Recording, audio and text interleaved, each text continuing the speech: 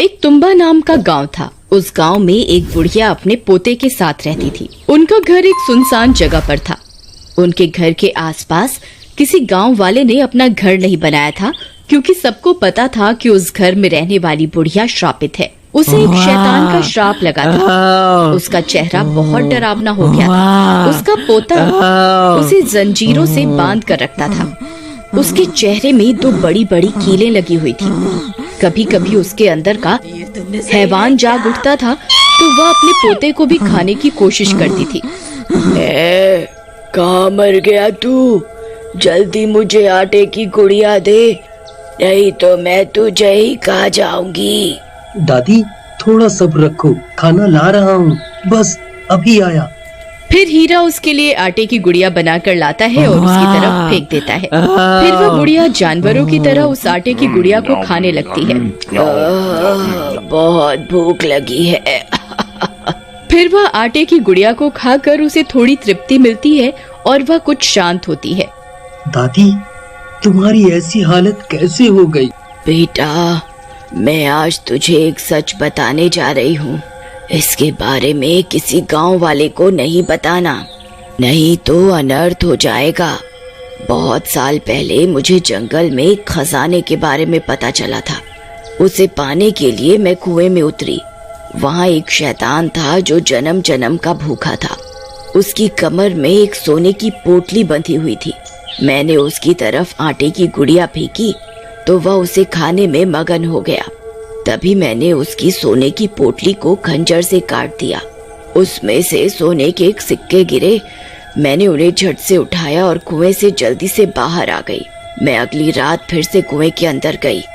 मैंने फिर से उसकी तरफ आटे की गुड़िया फेंकी और उसकी पोटली को खंजर से काट दिया और सोना इकट्ठा करने लगी। लेकिन उस दिन मेरा लालच मुझ पर हावी हो गया। मैं ज्यादा सोने के सिक्के इकट्ठे करने में लग गई। तब तक वह शैतान आटे की गुड़िया खा चुका था। अब मेरे पास उसकी भूख मिटाने के लिए कुछ नहीं था। मैं जल्दी से रस्सी के सहारे बाहर निकलने लगी। तभी उसने मेरी टांग पर काट लिया और मैं भी श्रापित हो गई। उस दिन के बाद से मेरी ऐसी हालत हो गई है। अगर मुझे समय पर आटे की गुड़िया नहीं मिली तो मुझे डर है मेरे अंदर का शैतान किसी दिन तुझे अपना शिकार बना लेगा। बेटा, मुझे अब ऐसी जिंदगी और नहीं जीनी। मुझे मुक्ति दे दे। मैं अब थक चुकी हूँ। मैं किसी दिन तेरी जान ले लूंगी। मुझ पर एक कृपा कर, मुझे अब मुक्ति दिलवा दे बेटा। लेकिन दादी, मैं इस श्राप से आपको मुक्ति कैसे दिलवाऊं? बेटा, मेरे शरीर को आग के हवाले कर दे, इससे मुझे मुक्ति मिल जाएगी। लेकिन तू कभी खजाने के लालच में उस कुएं की तरफ मत जाना। फिर हीरा से अपनी दादी की हालत देखी नहीं जाती और वह अपने झोपड़े में आग लगा देता है और उसकी दादी को मुक्ति दिलवा देता है। अब मुझे कुएं में जाकर उस शैतान से खजाना लाना ही होगा। फिर एक दिन हीरा आटे की गुड़िया बनाता है और उस कुएं में उतर जाता है। हे दानव, कहाँ है तू? देख, मैं तेरे लिए आटे की गुड़िया लाया हूँ। आ, जल्दी आजा। तभी आटे की गुड़िया की महक सूंघकर वह शैतान वहाँ आ जाता है। उसे देखकर हीरा की सिट्टी पिट्टी गुल हो जाती है। अरे मर गए रे। दादी की बात तो सच निकली। यहाँ तो सच में एक शैतान है। फिर वह शैतान उसकी ओर बढ़ने लगता है। तभी हीरा उसकी तरफ आटे की गुड़िया को फेंक देता है और वह शैतान उसे खाने लगता है। इसी का मौका उठाकर हीरा खंजर से उसकी सोने के सिक्कों की पोटली को फाड़ देता है और उसमें से सारे सोने के सिक्कों को इधर उधर बिखेर देता है। फिर सोने के सिक्के उठाना शुरू कर देता है। उसका लालच बढ़ता जाता है और वह सिक्के उठाने लगता है। तभी वह शैतान पूरी आटे की गुड़िया को खत्म करने वाला होता है। अरे मर गए रे। ये नास मिटा तो इतनी जल्दी पूरी गुड़िया ही खा गया। ये गुड़िया खत्म होते ही मुझ पर हमला करेगा। मुझे अभी यहाँ से निकलना होगा। हाँ। फिर हीरा जल्दी से रस्सी पकड़कर ऊपर कुएं से बाहर निकलने लगता है। तभी वह शैतान पूरी गुड़िया खा लेता है और उसका ध्यान हीरा की तरफ जाता है। तब वो भी रस्सी पकड़कर कुएं से बाहर निकलने की कोशिश करता है। लेकिन जैसे ही उसका हाथ कुएं से बाहर निकलता है वह जलने लगता है। और जलने से बचने के लिए वह फिर से कुएं के अंदर चला जाता है और अपने सोने के सिक्कों को वापस बटोरने लगता है। अरे वाह, आज तो मजा आ गया। मेरे हाथ 5 सोने के सिक्के लग गए। एक काम करता हूँ, कल बहुत सारी आटे की गुड़िया लेकर आऊंगा, फिर वो शैतान उन्हें खाने में मगन हो जाएगा और मैं सारे सिक्कों को इकट्ठा कर लूंगा। वाह! फिर इतना सोचकर हीरा आटे की गुड़िया बनाना शुरू कर देता है और 5 आटे की गुड़िया तैयार कर लेता है। मेरी तरकीब जरूर काम करेगी। फिर वह रात होने का इंतजार करता है। कुछ ही देर में रात हो जाती है और वह सारे आटे की गुड़िया एक पोटली में डालता है और कुएं में उतर जाता है। शैतान, कहाँ है तू? देख, तेरे लिए बहुत सारा खाना लाया हूँ। तभी सामने से 5 शैतान आ जाते हैं। हीरा उन 5 को देखकर दंग रह जाता है। अरे मर गए रे, दादी ने तो एक ही शैतान के बारे में बताया था, ये 5 कहाँ से आ गए? अब मैं क्या करूं? कहीं मैंने कोई गलती तो नहीं कर दी? मैं रोज एक गुड़िया लाता था तो एक ही शैतान आता था। हे भगवान, ये मैंने क्या गलती कर दी? इसके बारे में तो मैंने सोचा ही नहीं। अब क्या करूं?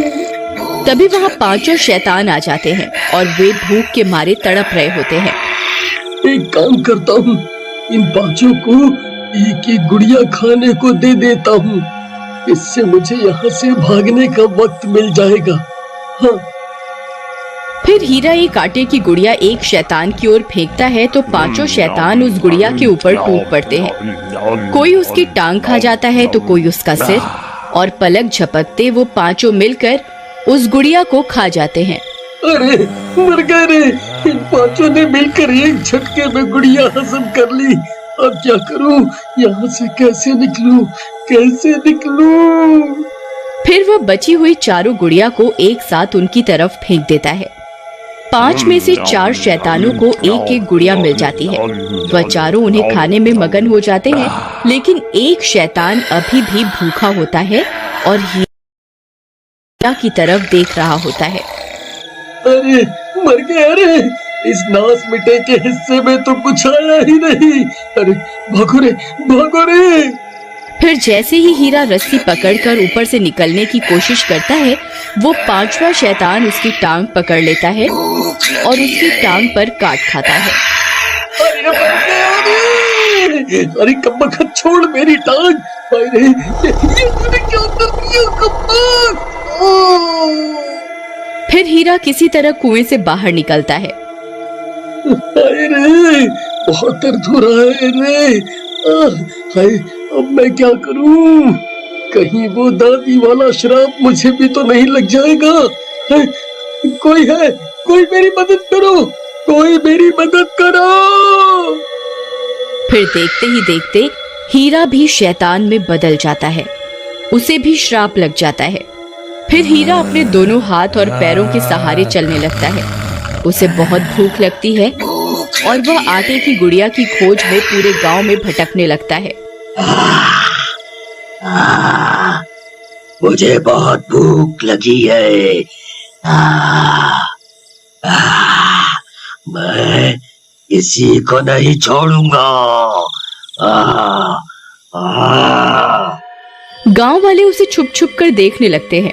किसी को कुछ समझ में नहीं आता कि हीरा ऐसे दोनों हाथ और पैरों के सहारे क्यों चल रहा है और उसकी ऐसी हालत कैसे हो गई। फिर हीरा पूरी रात गांव में भटकता भटकता जंगल की तरफ निकल जाता है। उसके वहां से जाते ही गांव वाले अपने घरों से बाहर निकल कर आ जाते हैं। अरे भाई, ये हीरा को क्या हो गया? ये तो बिल्कुल जानवर जैसा बन गया है। भाई, मुझे तो लगता है इसे इसकी दादी ने काट खाया है, तभी ये भी श्रापित हो गया है। फिर सभी गांव वाले हीरा के घर की ओर दौड़ पड़ते हैं।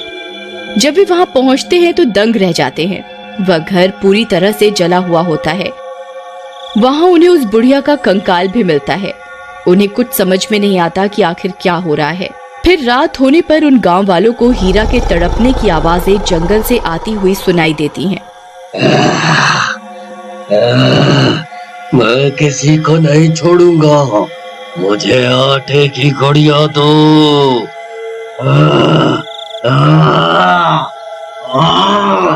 मुझसे और बर्दाश्त नहीं होता।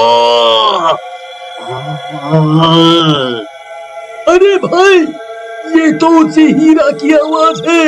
अगर ये गांव में आ गया तो सबको अपने जैसा बना देगा। अरे भाइयों, देखो हीरा इसी ओर आ रहा है।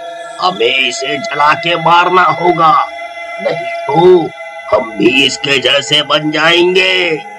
फिर जैसे ही हीरा वहां पहुंचता है, सभी गांव वाले मशाल उसकी तरफ फेंक देते हैं और हीरा जलने लगता है। गांव वालों, तुम्हारा बहुत बहुत शुक्रिया। तुमने मुझे मुक्ति दिलवा दी। मैं लालची बन गया था। मुक्ति। लेकिन वह कुएं का दानव आज भी उस कुएं में अपने शिकार का इंतजार कर